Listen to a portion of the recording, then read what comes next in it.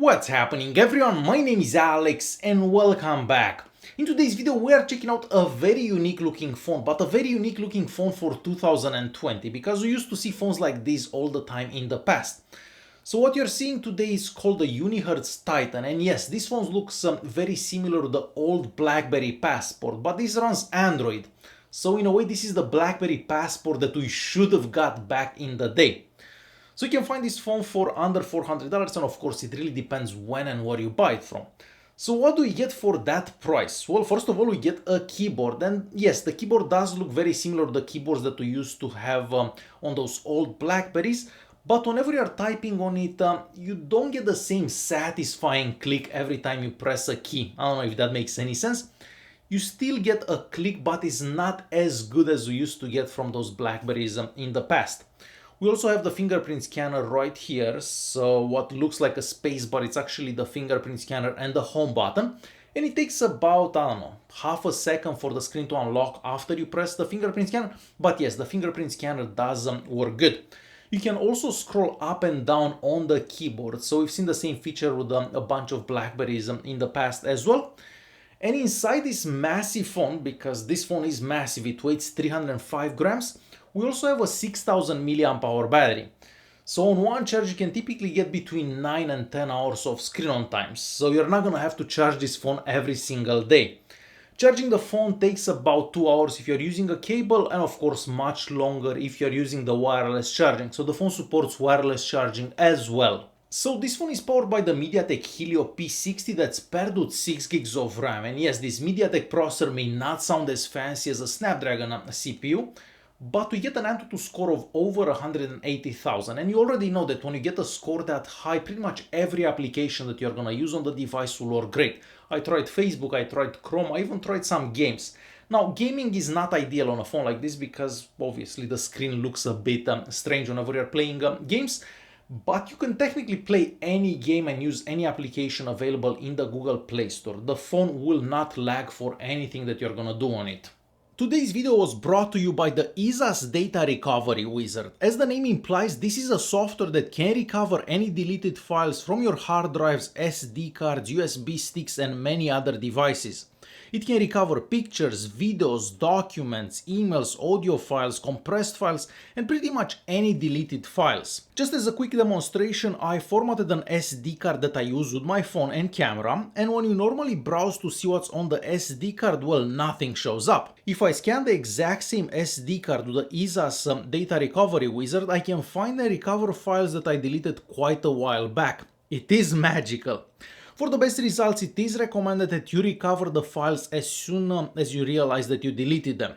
The EaseUS Data Recovery Wizard is available for Windows and Macs, and for more details there will be some links available in the video's description.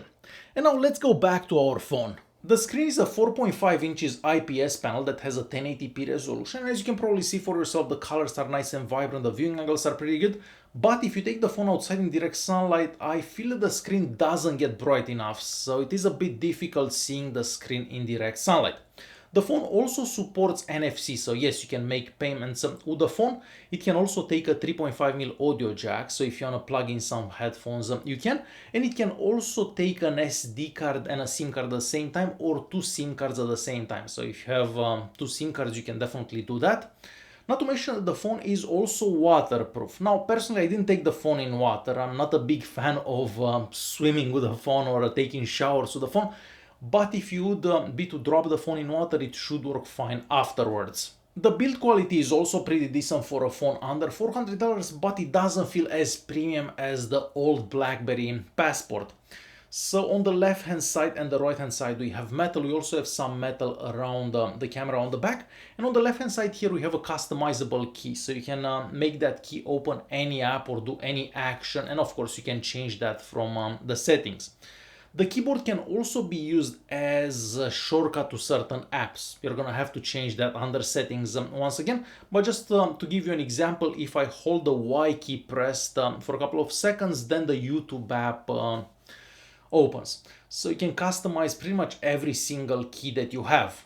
On the back of the phone we also have the speaker, and we only have one speaker, and I kind of wish the speaker would have been somewhere on the front of the device, because whenever you're playing some music, watching a video or something, the sound is kind of going away from you instead of going towards you. So that is one complaint. Now on the back here we have one camera, and I'm happy that I don't see like 20 cameras as we usually see with a lot of cheaper phones these days.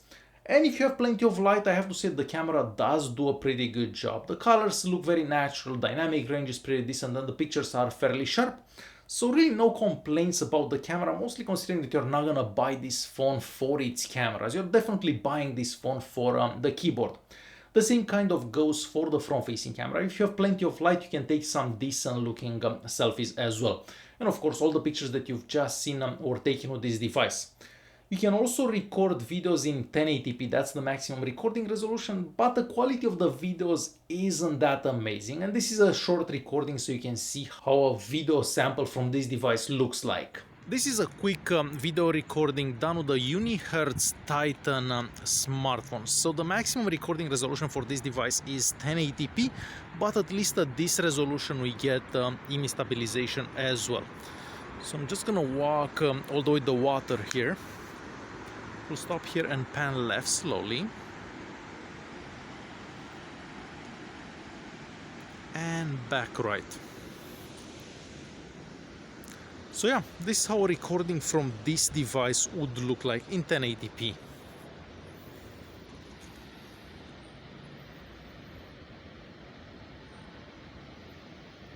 I also checked the GPS unit inside it, and it takes the phone a couple of seconds to find your location, and I tried Google Maps to see how it works, and there are no issues whatsoever.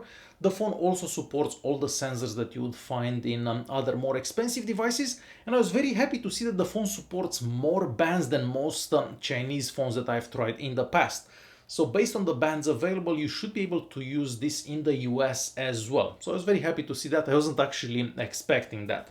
So yeah, this is the Unihertz Titan, a very unique phone, but this phone is not gonna be for everyone, mostly because it is big, it has a keyboard, and I have to say that even after using this for about 2 weeks, I'm still much faster at typing on a touchscreen than on the keyboard.